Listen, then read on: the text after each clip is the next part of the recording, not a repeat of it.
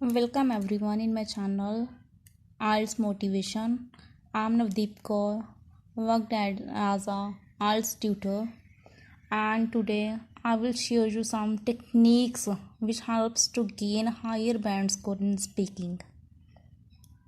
So firstly we start from technique first. Paraphrase question. Technique first ਵਿੱਚ ਅਸੀਂ ਕੀ ਪੜਾਂਗੇ ਕਿ ਕਿਸ ਤਰ੍ਹਾਂ ਅਸੀਂ ਪੈਰਾਫਰੇਜ਼ ਕਰਨਾ ਹੈ ਕੁਐਸਚਨ ਨੂੰ। A good way to extend your answer is respond with a paraphrase of the examiner's question.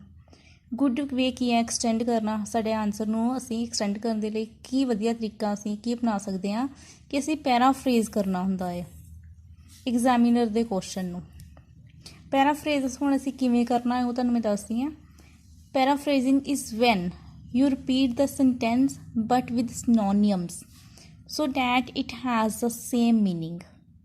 Student ਅਸੀਂ ਪੈਰਾਫਰੇਜ਼ ਕਿਵੇਂ ਕਰਨੀ ਹੈ ਕਿ ਪੈਰਾਫਰੇਜ਼ ਅਸੀਂ ਰਿਪੀਟ ਕਰਨਾ ਹੈ ਐਗਜ਼ਾਮੀਨਰ ਦੇ ਸੈਂਟੈਂਸ ਨੂੰ ਬਟ ਵਿਦ synonyms। ਠੀਕ ਹੈ, ਮੀਨਸ ਕਿ ਮੀਨਿੰਗ ਸੇਮ ਰਹੇ, ਮੀਨਿੰਗ ਨਾ ਇਫੈਕਟਡ ਹੋਏ ਬਟ ਰੀਫਰੇਜ਼ ਵੀ ਹੋ ਜਾਏ ਉਹ question the statement the. This technique is very effective as it not only gives you time to think in a natural way but it also focuses your mind on answering the question. Students, ਇਹ technique ਸਿਰਫ ਇੱਕ means ਕਿ ਤੁਹਾਡੀ speaking ਨੂੰ effective ਹੀ ਨਹੀਂ ਬਣਾਉਂਦੀ। Effective ਬਣਾਉਣ ਦੇ ਨਾਲ ਨਾ ਤੁਹਾਨੂੰ ਕੀ ਹੁੰਦਾ ਹੈ ਕਿ ਤੁਹਾਨੂੰ ਟਾਈਮ ਮਿਲ ਜਾਂਦਾ ਹੈ ਸੋਚਣ ਦਾ ਕਿ ਤੁਸੀਂ ਆਪਣਾ ਆਨਸਰ ਕਿਵੇਂ ਕਿਸ ਵੇ ਨਾਲ ਨੈਚੁਰਲ ਵੇ ਨਾਲ ਮਤਲਬ ਲੱਗਦਾ ਵੀ ਨਹੀਂ ਹੈ ਕਿ ਤੁਸੀਂ ਸੋਚ ਰਹੇ ਹੋ ਅਤੇ ਇੱਕ ਤੁਹਾਨੂੰ ਸੋਚਣ ਦਾ ਟਾਈਮ ਵੀ ਮਿਲ ਜਾਂਦਾ ਹੈ। ਠੀਕ ਹੈ, ਅਤੇ ਇਹ ਤੁਹਾਡੇ ਮਾਈਂਡ ਨੂੰ ਫੋਕਸ ਕਰਦੀ ਹੈ। ਠੀਕ ਹੈ, ਕਿ ਤੁਸੀਂ ਆਨਸਰ ਦਿਓ ਕੁਐਸਚਨ ਦਾ in a natural way. For example ਮੈਂ ਤੁਹਾਡੇ ਨਾਲ ਇੱਕ ਐਗਜ਼ਾਮਪਲ ਸ਼ੇਅਰ ਕਰਨ ਲੱਗੀ ਹਾਂ ਜਿਸ ਤੋਂ ਤੁਹਾਨੂੰ ਜ਼ਿਆਦਾ ਕਲੀਅਰ ਹੋਏਗਾ ਕਿ ਕਿਵੇਂ ਅਸੀਂ ਰੀਫਰੇਜ਼ ਕਰਨੀ ਹੈ। ਜਿਵੇਂ ਕਿ ਐਗਜ਼ਾਮੀਨਰ ਦੀ ਸਟੇਟਮੈਂਟ ਆ, ਐਗਜ਼ਾਮੀਨਰ ਦਾ ਕੁਐਸਚਨ ਆ, what can people do to try and reduce water pollution. ਕੀ ਪੀਪਲ ਨੂੰ ਕੀ ਕਰਨਾ ਚਾਹੀਦਾ ਹੈ, ਕੀ ਕਰਨ ਉਹ ਕੀ ਟਰਾਈ ਕਰਨ ਤਾਂ ਕਿ ਰਿਡਿਊਸ ਹੋਏ ਵਾਟਰ ਪੋਲਿਊਸ਼ਨ। ਸੋ ਸਟੂਡੈਂਟ ਨੇ ਤਾਂ ਆਨਸਰ ਕਿਵੇਂ ਬਣਾਉਣਾ ਹੈ, ਕਿਵੇਂ ਰੀਫਰੇਜ਼ ਕਰਨਾ ਹੈ ਇਸ ਲਾਈਨ ਨੂੰ। ਮੋਸਟਲੀ ਸਟੂਡੈਂਟਸ ਕਹਿੰਦੇ ਆ we can do lot of things to try and reduce water pollution. So ਇੱਥੇ ਪਹਿਲਾਂ ਤੁਸੀਂ ਰੀਫਰੇਜ਼ ਕਰੋ ਇਹਨੂੰ ਬੋਲ ਕੇ ਆਪਣੇ ਮਾਈਂਡ 'ਚ ਤੁਹਾਨੂੰ ਇੱਕ ਟਾਈਮ ਮਿਲ ਜਾਏਗਾ ਸੋਚਣ ਦਾ ਕਿ ਅਸੀਂ ਕਿਵੇਂ ਆਪਣਾ ਆਨਸਰ ਪ੍ਰੀਪੇਅਰ ਕਰਨਾ ਹੈ। ਸੋ what can individuals do to ensure water is kept clean? I think ਦੇਖੋ ਸਟੂਡੈਂਟਸ ਪਹਿਲਾਂ ਤੁਸੀਂ ਇਹ ਚੀਜ਼ ਅਗਰ ਅਪਣਾ ਲਓਗੇ ਨਾ ਤੁਹਾਨੂੰ ਟਾਈਮ ਮਿਲ ਜਾਏਗਾ ਸੋਚਣ ਦਾ ਆਪਣੇ ਮਾਈਂਡ ਦੇ ਵਿੱਚ ਸੋਚਣ ਦਾ ਕਿ ਤੁਸੀਂ ਕੀ ਮਤਲਬ ਇਹਦੇ ਆਨਸਰ ਨੂੰ ਕਿਸ ਤਰ੍ਹਾਂ ਪ੍ਰੈਜ਼ੈਂਟ ਕਰਨਾ ਹੈ ਐਗਜ਼ਾਮੀਨਰ ਦੇ ਸਾਹਮਣੇ। ਵਾਟ ਕੈਨ ਇੰਡੀਵਿਜੂਅਲਸ ਪੀਪਲ ਨੂੰ ਅਸੀਂ ਲੈ ਲਿਆ individuals, do to ensure try ਨੂੰ ਅਸੀਂ ਇਨਸ਼ਿਓਰ ਲੈ ਲਿਆ ਵਾ, reduce water pollution water is kept clean. ਠੀਕ ਹੈ, ਵਾਟਰ ਪੋਲਿਊਸ਼ਨ ਦੀ ਅਸੀਂ ਰੀਫਰੇਜ਼ ਕਰਤੀ ਹੈ water is kept clean. Then I think ਬੋਲ ਕੇ ਤੁਸੀਂ ਆਪਣਾ ਆਨਸਰ ਸਟਾਰਟ ਕਰ ਲੈਣਾ ਹੈ। ਜੋ ਵੀ ਤੁਸੀਂ ਆਪਣੇ ਆਨਸਰ ਵਿੱਚ ਐਕਸਪਲੇਨੇਸ਼ਨ ਦੇਣੀ ਆ ਉਹ ਤੁਸੀਂ ਇੱਥੇ ਐਡ ਔਨ ਕਰ ਲੈਣੀ ਆ। Next now move on to technique second, explain why. Students IELTS ਵਿੱਚ ਸਪੀਕਿੰਗ ਵਿੱਚ ਬੜਾ ਹੁੰਦਾ ਹੈ ਕਿ ਕਿਵੇਂ ਅਸੀਂ ਆਪਣਾ ਆਨਸਰ ਐਕਸਟੈਂਡ ਕਰੀਏ। ਸੋ ਉਸ ਦੇ ਲਈ ਤੁਹਾਨੂੰ ਮੈਂ ਨੈਕਸਟ ਟੈਕਨੀਕ ਜੋ ਦੱਸਣ ਜਾ ਰਹੀ ਹਾਂ। Many students state their opinion but do not extend their answer. Coffee students ਜਿਹੜੇ ਆਪਣਾ ਓਪੀਨੀਅਨ 'ਤੇ ਦੱਸ ਦਿੰਦੇ ਆ ਕਿ ਹਾਂਜੀ ਅਸੀਂ ਇਸ ਚੀਜ਼ ਨਾਲ ਐਗਰੀ ਹਾਂ ਜਾਂ ਜਿਸ ਐਗਰੀ ਹਾਂ ਜਾਂ ਸਾਨੂੰ ਆਹ ਚੀਜ਼ ਵਿੱਚ ਅਸੀਂ ਮਤਲਬ ਕਿ ਅਸੀਂ ਪੋਜ਼ੀਟਿਵ ਆ ਇਸ ਚੀਜ਼ ਨੂੰ ਲੈ ਕੇ ਜਾਂ ਨੈਗੇਟਿਵ ਆ ਬਟ ਉਹ ਇਸ ਚੀਜ਼ ਨੂੰ ਐਕਸਟੈਂਡ ਨਹੀਂ ਕਰਦੇ, ਜਸਟ ਵਨ ਲਾਈਨ ਦੇ ਵਿੱਚ ਬੋਲ ਕੇ ਦੈਨ ਚੁੱਪ ਕਰ ਜਾਂਦੇ ਨੇ। ਸੋ ਇਸ ਚੀਜ਼ ਨੂੰ ਦੂਰ ਕਰਨ ਦੇ ਲਈ ਕੀ ਆ ਕਿ ਤੁਸੀਂ ਐਕਸਟੈਂਡ ਕਿਵੇਂ ਕਰਨਾ ਹੈ ਆਪਣਾ ਆਨਸਰ ਕਿ ਤੁਸੀਂ ਆਪਣੇ ਮਾਈਂਡ ਦੇ ਵਿੱਚ ਹੀ ਸੋਚ ਲਓ ਕਿ ਵਾਈ ਕਿਉਂ ਅਸੀਂ ਇਸ ਚੀਜ਼ ਨਾਲ ਐਗਰੀ ਹਾਂ ਜਾਂ ਡਿਸਐਗਰੀ ਹਾਂ। ਤੁਸੀਂ ਇਹ ਨਾ ਸੋਚੋ ਕਿ ਸਾਨੂੰ ਐਗਜ਼ਾਮੀਨਰ ਨੇ ਕਿਹਾ ਹੈ ਵਾਈ ਕਿ ਪੁੱਛਿਆ ਹੈ ਕਿ ਨਹੀਂ ਪੁੱਛਿਆ ਕਿ ਅਸੀਂ ਦੱਸਣਾ ਹੈ ਕਿ ਨਹੀਂ ਦੱਸਣਾ। ਤੁਸੀਂ ਜਸਟ ਇਹ ਸੋਚਣਾ ਹੈ ਕਿ ਐਗਜ਼ਾਮੀਨਰ ਨੂੰ ਇਸ ਟੌਪਿਕ ਦੇ ਬਾਰੇ ਵਿੱਚ ਕੋਈ ਨੌਲੇਜ ਨਹੀਂ ਹੈਗੀ, ਜਸਟ ਅਸੀਂ ਉਹਨੂੰ ਹਰ ਇੱਕ ਚੀਜ਼ ਐਕਸਪਲੇਨ ਕਰਨੀ ਆ। ਠੀਕ ਹੈ, ਸੋ ਦਿਸ ਆਨਸਰ ਬਾਈ ਸਟੇਟਿੰਗ ਵਾਈ ਦੇ ਫੀਲ ਦੈਟ ਵੇ। ਠੀਕ ਹੈ, ਅਗਰ ਤੁਸੀਂ ਇਸ ਆਪਣੇ ਮਾਈਂਡ ਦੇ ਵਿੱਚ ਹੀ ਵਾਈ ਜਿਹੜਾ ਵਾ ਪੁੱਛ ਲਓ ਕਿ ਆਪਣੇ ਮਾਈਂਡ ਦੇ ਵਿੱਚ ਆਪਣੇ ਆਪ ਨੂੰ ਕੁਐਸਚਨ ਕਰੋ ਕਿ ਵਾਈ ਦਿਸ ਹੈਪਨਡ ਅਤੇ ਤੁਸੀਂ ਉਸ ਚੀਜ਼ ਨੂੰ ਵਧੀਆ ਤਰੀਕੇ ਨਾਲ ਐਕਸਪਲੇਨ ਕਰ ਸਕਦੇ ਹੋ। ਅਸੀਂ ਇੱਕ ਐਗਜ਼ਾਮਪਲ ਲੈਂਦੇ ਹਾਂ ਇਸ ਚੀਜ਼ ਨੂੰ ਕਲੈਰੀਫਾਈ ਕਰਨ ਦੇ ਲਈ। For example, what can people do to water pollution. What can people do to water pollution. To control water pollution या टू रिड्यूस है तो समथिंग मिसिंग है। सो स्टूडेंट ने किवें आंसर देना है, आई बिलीव। ठीक है, रीफ्रेज के नाल अपना आंसर स्टार्ट करना है, आई बिलीव या आई थिंक, आई रैकन, कुछ भी यूज़ कर लो। I believe the best way to keep water clean is to curb water use at home. ठीक है, अपनी थिंकिंग दसनी है कि बेस्ट वे की आ to keep water clean is to curb water use at home. Then अपने mind से why कि क्यों असी ये चीज़ कह रहे हैं, अपने माइंड में ही अपने असी क्वेश्चन करना है। So why the vast majority of water is used in the home. फिर वाई असी करना है, क्यों इस चीज़ ना असी मतलब क्यों असी आ चीज़ दसते पे हैं, for cooking, for cleaning, for washing. ठीक है, सब तो पहला असी दसता है कि जो बेस्ट वे की आ कि जो असी वाटर है उन्होंने घर के यूज़ करिए। सो क्यों यूज़ करिए, क्योंकि वास्ट मेजोरिटी काफ़ी ज़्यादा वाटर जो सानू चाहिए होंदा वा घर दे विच यूज़ करने लई, जैसे for example for cooking, for cleaning, for washing. So next फिर देयरफॉर असी एंडिंग किवें करनी है, therefore by reducing the amount of water we use. ठीक है, कि रिड्यूस करने लई आपां की करांगे, वाटर पोल्यूशन रोकण लई असी उहनूं रीयूज़ करांगे वाटर नूं।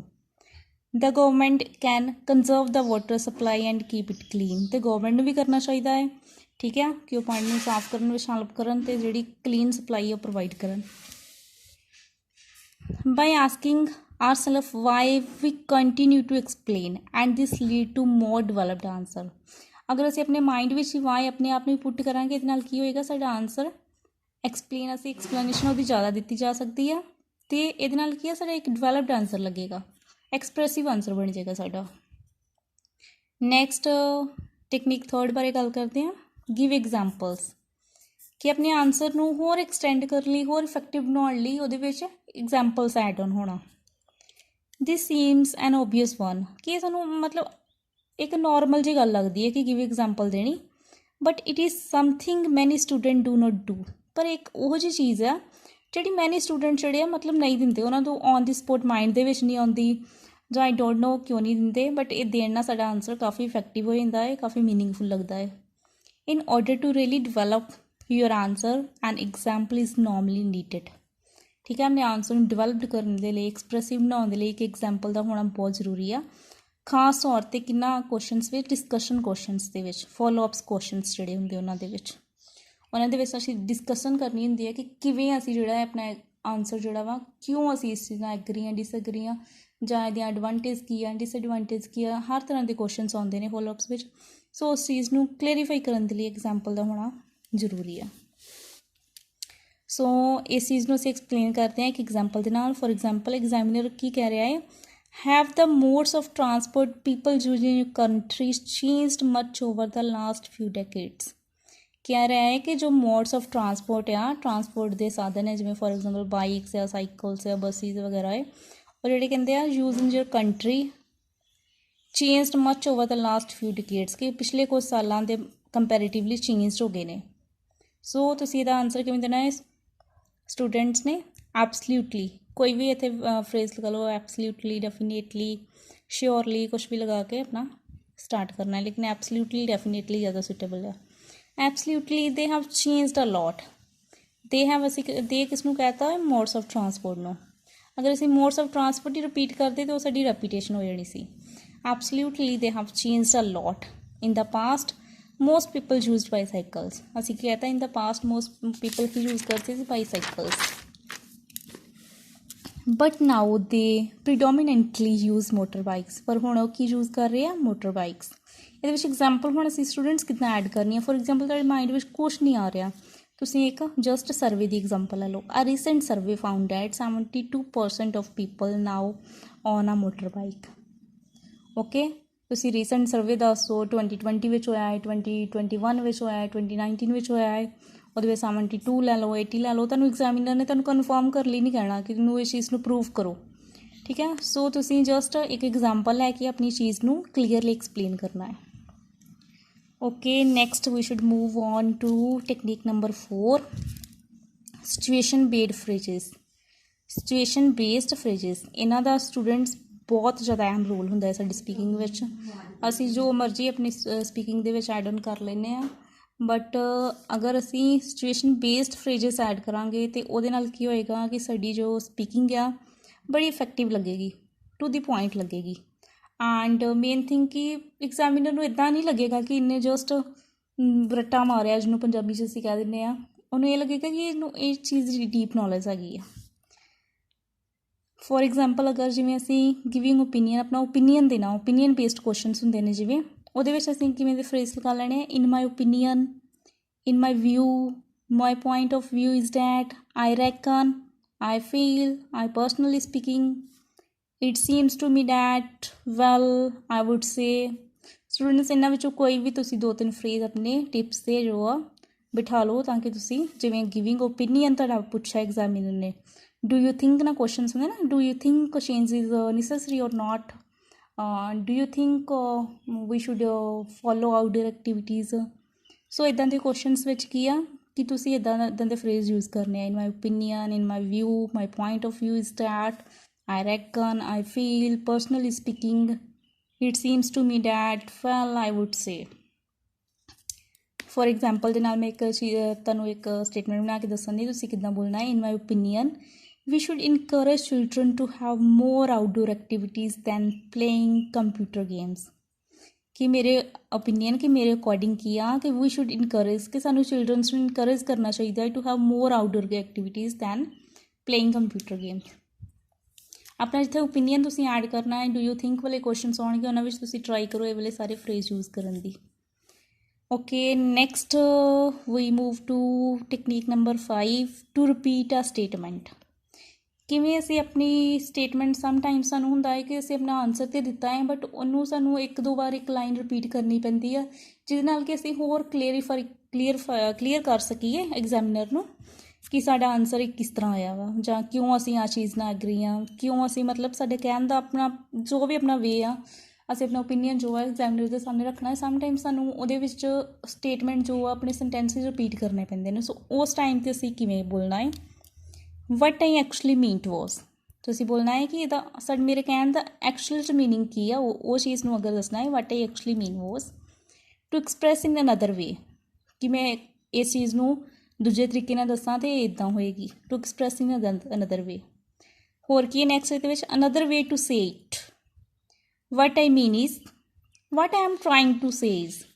ਸਟੂਡੈਂਟਸ ਜੋ ਆ ਸਾਰੇ ਫਰੇਜ਼ਸ ਨੇ, ਇਹ ਤੁਸੀਂ ਆਪਣੀ ਰੈਪੀਟੇਸ਼ਨ ਨੂੰ ਕੰਟਰੋਲ ਕਰਨ ਵਾਸਤੇ ਲਗਾ ਸਕਦੇ ਹੋ, ਤਾਂ ਕਿ ਤੁਹਾਡੇ ਕੁਐਸਚਨ ਦੇ ਵਿੱਚ ਰੈਪੀਟੇਸ਼ਨ ਨਾ ਹੋਏ, ਤੁਸੀਂ ਵਧੀਆ ਤਰ੍ਹਾਂ ਸਪੀਕਿੰਗ ਦੇ ਸਕੋ ਅਤੇ ਹਾਇਰ ਬੈਂਡ ਸਕੋਰ ਅਚੀਵ ਕਰ ਸਕੋ।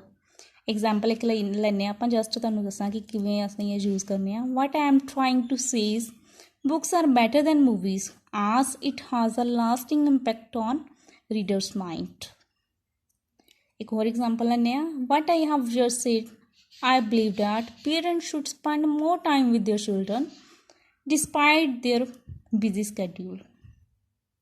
ਸੋ ਸਟੂਡੈਂਟਸ, ਇਹ ਤੁਹਾਡੇ ਨਾਲ ਮੈਂ ਟੈਕਨੀਕ ਸ਼ੇਅਰ ਕੀਤੀਆਂ ਨੇ ਸਪੀਕਿੰਗ ਨਾਲ ਰਿਲੇਟਡ। ਅਜੇ ਮੈਂ ਸਿਰਫ ਓਨਲੀ 5 ਟੈਕਨੀਕਸ ਇਸ ਵੀਡੀਓ ਵਿੱਚ ਜੋ ਆ ਕੀਤੀਆਂ ਨੇ ਐਕਸਪਲੇਨ, ਕਿਉਂਕਿ ਵੀਡੀਓ ਬਹੁਤ ਜ਼ਿਆਦਾ ਲੰਬੀ ਹੋ ਰਹੀ ਸੀ, ਇਸ ਲਈ ਨੈਕਸਟ 4 to 5 ਹੋਰ ਟੈਕਨੀਕਸ ਨੇ ਜੋ ਤੁਹਾਨੂੰ ਮੈਂ ਨੈਕਸਟ ਵੀਡੀਓ ਦੇ ਵਿੱਚ ਐਕਸਪਲੇਨ ਕਰਾਂਗੀ ਤੁਹਾਡੇ ਨਾਲ। ਸੋ ਸਟੂਡੈਂਟਸ, ਅਗਰ ਤਾਂ ਤੁਹਾਨੂੰ ਮੇਰੀਆਂ ਵੀਡੀਓਜ਼ ਵਧੀਆ ਲੱਗ ਰਹੀਆਂ ਨੇ, ਇਨਫੋਰਮੇਟਿਵ ਲੱਗ ਰਹੀਆਂ ਨੇ, ਸੋ ਮੇਰਾ ਚੈਨਲ ਸਬਸਕ੍ਰਾਈਬ ਕਰਿਓ ਅਤੇ ਨੈਕਸਟ ਵੀਡੀਓ ਲਈ ਬੈਲ ਆਈਕਨ ਨੂੰ ਪ੍ਰੈਸ ਕਰ ਦਿਓ। Okay, thank you, have a nice day and wait for my next videos.